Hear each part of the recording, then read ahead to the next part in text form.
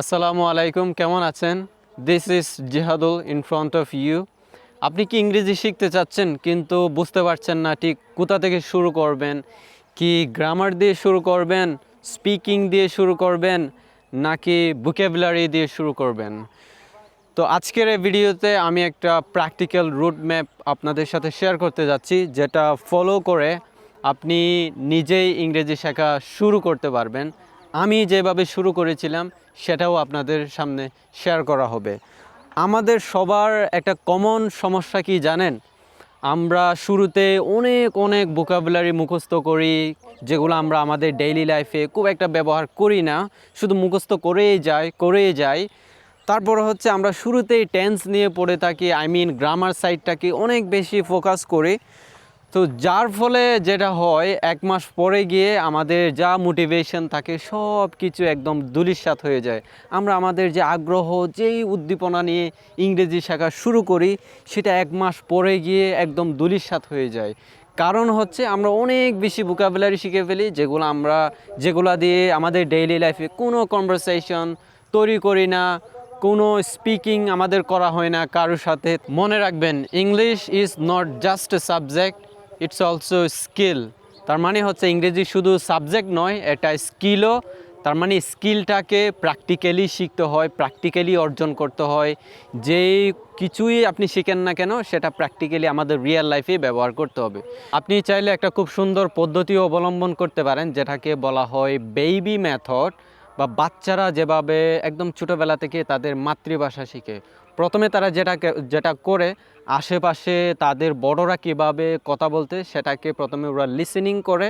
এরপরে গিয়ে তারাও তাদের মতো কথা বলার চেষ্টা করে, যেটাকে বলা হচ্ছে স্পিকিং। এরপরে গিয়ে যখন তাদেরকে কোথাও ভর্তি করানো হয়, তখন তারা রিডিং করে বা পড়ে। এরপরে গিয়ে তারা লেখার চেষ্টা করে, যেটাকে বলা হচ্ছে রাইটিং। তো আমরাও সেম জিনিসটাকে ফলো করতে পারি, যারা আমরা বিগিনার আছি, যারা ইংরেজি শিখতে যাচ্ছি। প্রথমে আমরা লিসেনিং করতে পারি, এরপরে স্পিকিং করার চেষ্টা করতে পারি, এরপরে গিয়ে রিডিং আর রাইটিং। তবে আমাদের এক্সট্রা একটা জিনিস করতে হবে একদম শুরু থেকে, সেটা হচ্ছে যে ইংরেজি সম্পর্কে ওভারঅল একটা ধারণা নিয়ে নেওয়া। Because we are living in I non English speaking country, যেখানে সবাই আমাদের লোকাল ল্যাঙ্গুয়েজ বা বলেন আমাদের মাতৃভাষায় কিন্তু কথা বলে। তো সচরাচর সবাই কিন্তু আমাদের আশেপাশে ইংরেজিতে কথা বলে না। এজন্য আমাদেরকে একটু কষ্ট বেশি করতে হয়, বাচ্চাদের চাইতে একটু কষ্ট বেশি করতে হয়। তো এখন চলুন আমরা আমাদের রুট ম্যাপটা, প্র্যাকটিক্যাল যে রুট ম্যাপটা, যে আপনি কোথা থেকে ইংরেজি শেখা শুরু করবেন, সেই স্টেপগুলা ধাপে ধাপে দেখা যাক। So let's go. Step number 1 is listening, watching videos. So listening skill is very much important in English. ওই যে শোনা ইংরেজির ক্ষেত্রে অনেক বেশি গুরুত্বপূর্ণ। আমরা যত বেশি ভালো করে শুনবো, তত বেশি আমরা সহজে ইংরেজিতে কথা বলতে পারবো। তো লিসেনিংয়ের জন্য আপনি ইউটিউবে স্টোরি ভিডিওগুলো, বাচ্চাদের যে স্টোরি ভিডিওগুলো আছে, সেগুলো একটু বেশি দেখতে পারেন। কারণ সেখানে খুব একদম বেসিক গ্রামারগুলো কিন্তু তারা ব্যবহার করে সেই স্টোরিগুলো তৈরি করার ক্ষেত্রে। এবং পাশাপাশি আপনি ইংরেজিতে যারা ব্লগিং করে, লাইফস্টাইল ব্লগিং বা ট্রাভেল ব্লগিং, যারা ব্লগার বা নেটিভ স্পিকিং করে যারা ব্লগিং ভিডিও তৈরি করে, তাদেরকে আপনি ফলো করতে পারেন। তারা কিভাবে কথা বলতেছে, কোথায় যাচ্ছে, কীগুলা বর্ণনা করতেছে, সেগুলো আপনি খুব ভালো করে ফলো করতে পারেন। আর আপনি আমাদের মতো যারা অল্প ইংলিশ স্পিকিং ভিডিও করে, আপনি চাইলে আমাদেরকে ফলো করতে পারেন, জাস্ট ফর গেটিং ইন্সপিরেশন। কারণ আপনি যখন আমাদের মতো ভিডিওগুলো দেখবেন, তখন অনুপ্রেরণা বোধ করবেন। আমি আমার ছোটো একটা গল্প শেয়ার করি আপনাদের সাথে। আমি যখন একদম বিগিনার ছিলাম, প্রথম দিকে ইংরেজি যখন শুরু করেছিলাম, দেখলাম যে একজন বাদাম বিক্রেতা বাদাম বিক্রি করতে করতে খুব সুন্দর করে ইংরেজিতে কথা বলতেছে। তো ওই ভিডিওটা দেখার পরে আমি যখন সবজি বিক্রি করতেছিলাম, তখন দোকানে বসে যখন ভিডিওটা দেখি, তখন আমার অনেক বেশি ভালো লাগে। আমি I got really inspiration after watching that video. তো এরপর থেকে আমি ইংরেজি শেখা শুরু করার জন্য, বা আমার জার্নিটা শুরু করার জন্য অনেক বেশি অনুপ্রেরণা পেয়ে যাই।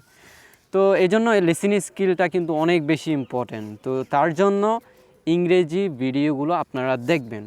আপনি প্রথম দিকে বুঝেন বা না বুঝেন ওটা কোনো সমস্যা না, না বুঝলেও আপনি ইংরেজি ভিডিও দেখতে থাকবেন, just for getting inspiration. Step number 2, speaking plus basic grammar. So speaking is very much important. We have to speak in English. So ইংরেজিতে স্পিকিং করার জন্য আপনাকে ছোটো ছোটো বাক্য দিয়ে স্পিকিংটা শুরু করতে হবে। ফর এক্সাম্পল, আমি কয়েকটা বাক্য তৈরি করছি। Right now I am walking in the middle of this big and green paddy field. This is a paddy field. এটা হচ্ছে একটি ধান ক্ষেত। That is a hill. ওটা হচ্ছে একটা মুরা, আমাদের লোকাল ল্যাঙ্গুয়েজে এটাকে মুরা বলে। Those are trees. ওইগুলা হচ্ছে গাছ। Those trees are beautiful and green. ওই গাছগুলা হচ্ছে সুন্দর এবং সবুজ। I go to market every day. আমি প্রতিদিন মার্কেটে যাই। I buy vegetables, I sell vegetables. আমি সবজি বিক্রি করি। সো এইভাবে আপনাকে ছোটো ছোটো ছোটো বাক্য দিয়ে স্পিকিংটা শুরু করতে হবে। এবং এই স্পিকিংটা কারেক্ট করার জন্য আপনাকে অবশ্যই বেসিক গ্রামারটা একটু জানতে হবে, একটু টাচ করতে হবে। তো এখন প্রশ্ন করতে পারেন যে বেসিক গ্রামারে তাহলে আমি কি কি শিখতে পারি? প্রথমে সেন্টেন্স, তারপর হচ্ছে পার্টস অফ স্পিচ, তারপর tense, modals, and then connectors. So these are very important for making sentences. শুদ্ধ বাক্য তৈরি করার জন্য এগুলা বেসিক গ্রামারের ক্ষেত্রে অনেক বেশি গুরুত্বপূর্ণ। এগুলা দিয়ে আপনি কারেক্ট ছোটো ছোটো বাক্য তৈরি করতে পারবেন। Step number 3, vocabulary. So vocabulary is very much important. So আমি এখন যে জায়গায় বসে আছি, so this is a sweet potato field. মানে এটা হচ্ছে একটা মিষ্টি আলুর ক্ষেত। এই যে মিষ্টি আলু, sweet potato, it's also a vocabulary, I mean word, মানে এটা হচ্ছে একটা ওয়ার্ড। তারপর আমার এই পাশে যেটা দেখতে পাচ্ছেন এটা হচ্ছে আখের ক্ষেত, বা যেটাকে ইংরেজিতে বলে সুগার কেইন ফিল্ড। এই যে সুগার কেইন ফিল্ড, এটাও কিন্তু একটা নতুন word. So you have to learn all the vocabularies practically. এই যে আমি কথা বলতেছি, speaking, now I'm speaking. This is sugarcane plant. This is sweet potato field. এই যে sweet potato field একটা, sugarcane plant দুইটা ওয়ার্ড, তারপর স্পিকিং তিনটা word. So that is house, ওইটা একটা ওয়ার্ড, তাহলে চারটা হয়ে গেল। তারপরে গিয়ে এই যে প্যাডি ফিল্ড, এই যে পাঁচটা হয়ে গেল। At least you have to learn 5 new words every day. তো যত বেশি আপনি ভোকাবুলারি জানবেন তত বেশি আপনার স্পিকিংটা ইমপ্রুভ হবে। আপনি খুব সুন্দর সুন্দর বাক্য, নতুন নতুন বাক্য তৈরি করতে পারবেন। তবে আপনাকে মনে রাখতে হবে, you have to remember every single word what you are learning, you have to learn practically. এই যে একদম প্র্যাকটিক্যালি আপনাকে একদম বাক্য তৈরি করেই ভোকাবুলারি শিখতে হবে। Step number 4, reading. সো রিডিংয়ের ক্ষেত্রে আপনি বাচ্চাদের যে ছোটো ছোটো গল্পের বই, ইংরেজি গল্পের বই, যেটা আমি নিজেও পড়েছিলাম যখন আমি বিগিনার ছিলাম, সেই স্টোরি বইগুলো আপনি রিডিং করতে পারেন। একটা বিষয় মনে রাখবেন, যখন আপনি রিডিং করবেন মানে পড়বেন ইংরেজি লেখা, তখন একটু বড় বড় করে, একটু সাউন্ড করে পড়ার চেষ্টা করবেন। তবে আমাদের মধ্যে একটা ভুল ধারণা হচ্ছে, অনেকেই বলে যে তুমি ইংলিশ নিউজ পেপার পড়ো বা এই ধরনের বিষয়গুলো বলে থাকে।